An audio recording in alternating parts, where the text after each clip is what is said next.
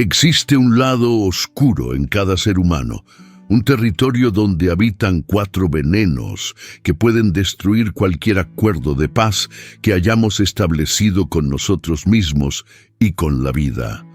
Estos venenos son tan comunes, tan normales en nuestra sociedad, que hemos llegado a considerarlos parte natural de la experiencia humana.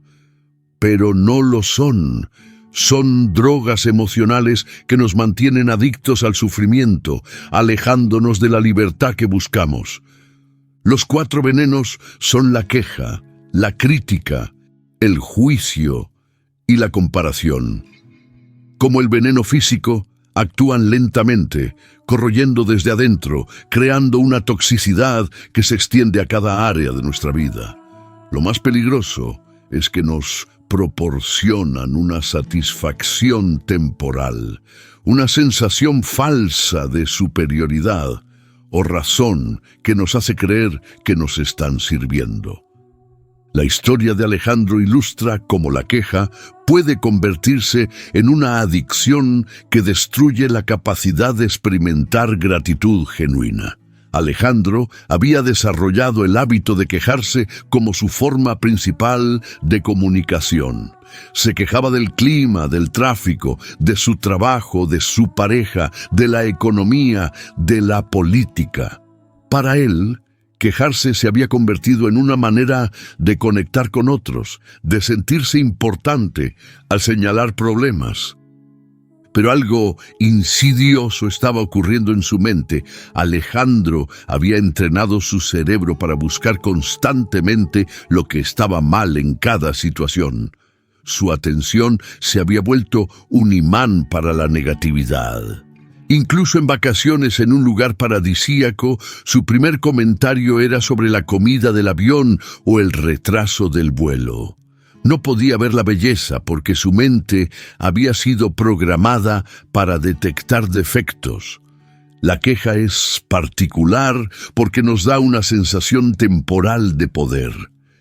Cuando nos quejamos, nos colocamos en la posición de jueces superiores que pueden evaluar y condenar la realidad.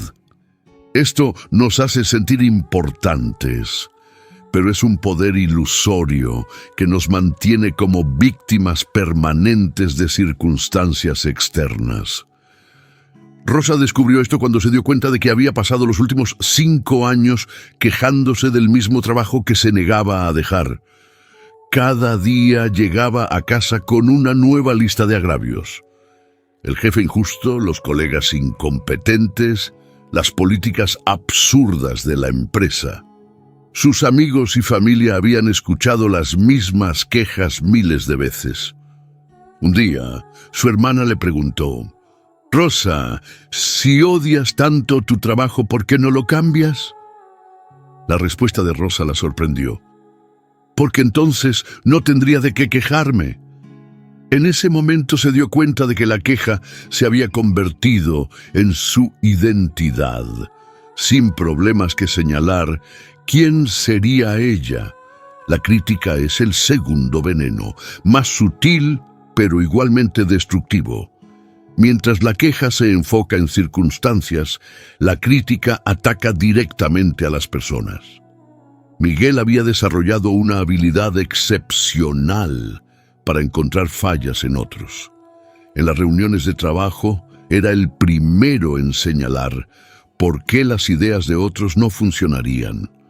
En las reuniones familiares, tenía comentarios constructivos sobre las decisiones de vida de cada pariente. Miguel se veía a sí mismo como alguien con estándares altos, como un perfeccionista que ayudaba a otros a mejorar. Pero la realidad era que su crítica constante había creado un desierto emocional a su alrededor. Sus colegas evitaban compartir ideas innovadoras en su presencia. Su familia había aprendido a no contarle sobre sus proyectos o sueños porque sabían que recibirían una lista de razones por las cuales fallarían. La crítica funciona como una droga porque nos da una sensación temporal de superioridad. Cuando criticamos a otros, nos elevamos psicológicamente por encima de ellos. Pero esta elevación es artificial y requiere dosis cada vez mayores. El crítico debe encontrar constantemente nuevas fallas para mantener esa sensación de superioridad. Carmen se había vuelto adicta a criticar a su pareja en su mente. Cada pequeña acción de él se convertía en evidencia de sus defectos de carácter. Si llegaba 5 minutos tarde, era irresponsable. Si olvidaba algo, era descuidado. Si expresaba una opinión diferente, era terco. Carmen había construido un caso legal mental contra su pareja, acumulando evidencia para probar que él era inadecuado.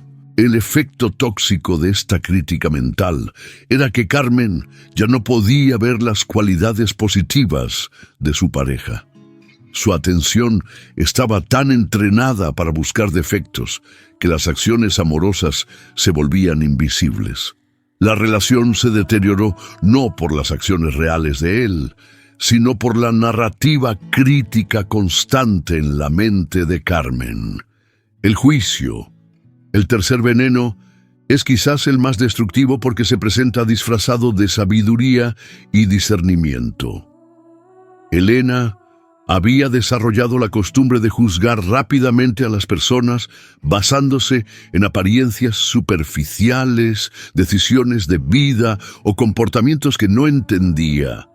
En el supermercado, juzgaba a la madre cuyo hijo estaba llorando. En el trabajo, juzgaba a colegas que tomaban decisiones diferentes a las que ella tomaría.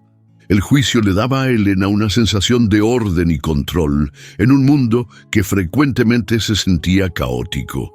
Al categorizar rápidamente a las personas como buenas o malas, correctas o incorrectas, creaba la ilusión de entender la realidad compleja. Pero esta simplificación la desconectaba de la humanidad compartida y la empatía genuina.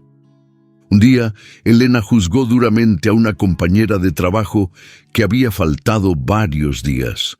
Asumió que era perezosa e irresponsable. Semanas después, se enteró de que la mujer había estado cuidando a su madre moribunda. Elena se dio cuenta de cuántas veces había creado historias completas sobre personas sin conocer sus circunstancias reales. El juicio es adictivo porque nos protege de la incertidumbre y la complejidad emocional.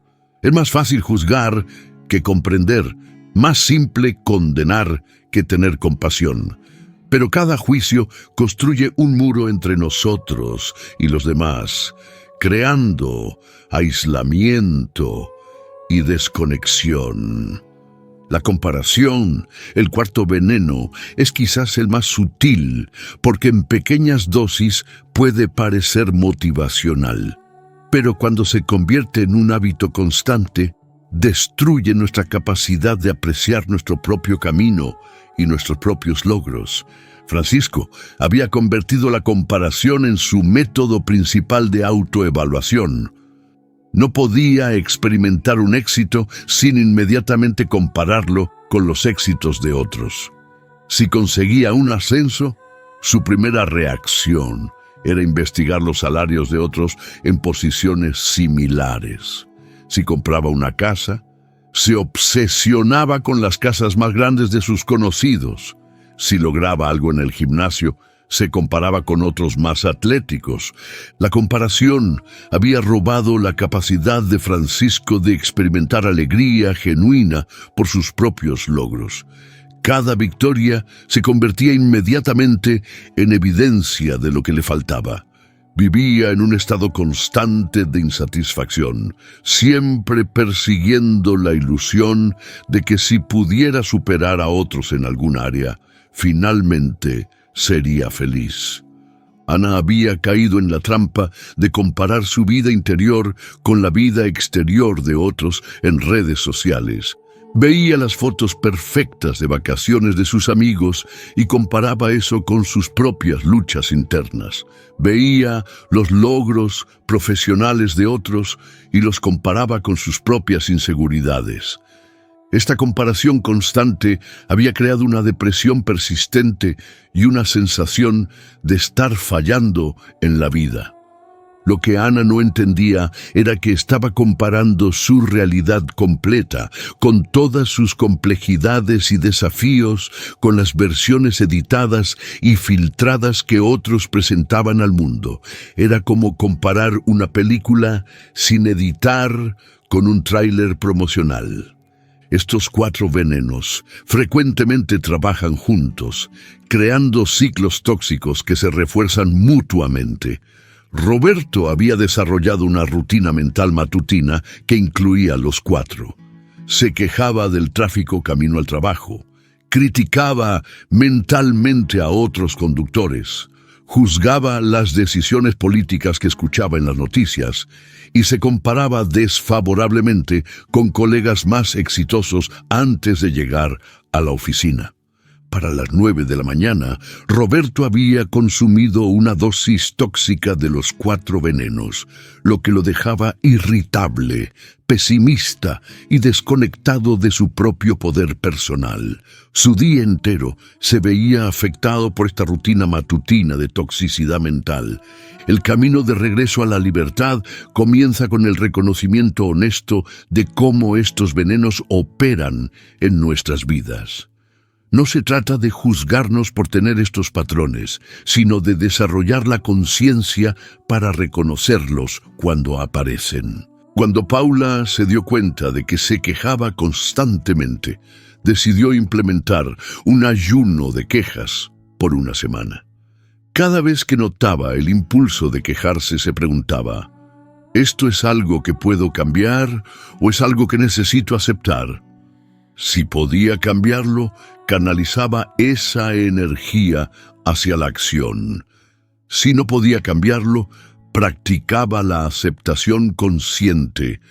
Este simple ejercicio reveló cuánta energía mental había estado gastando en resistir realidades que no podía controlar.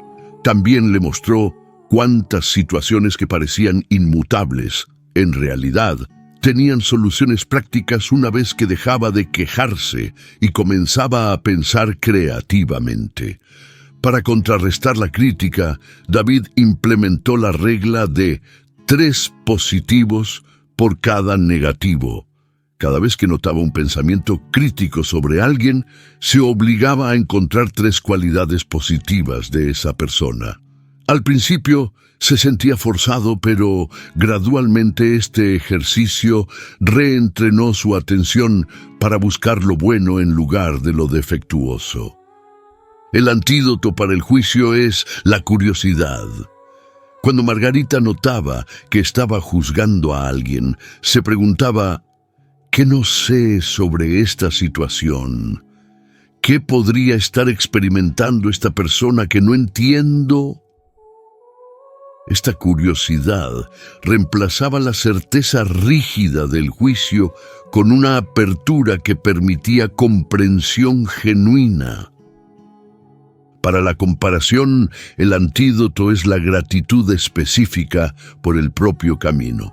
Cuando Carlos se sorprendía comparándose con otros, practicaba listar 3 cosas específicas por las que estaba agradecido en su propia vida.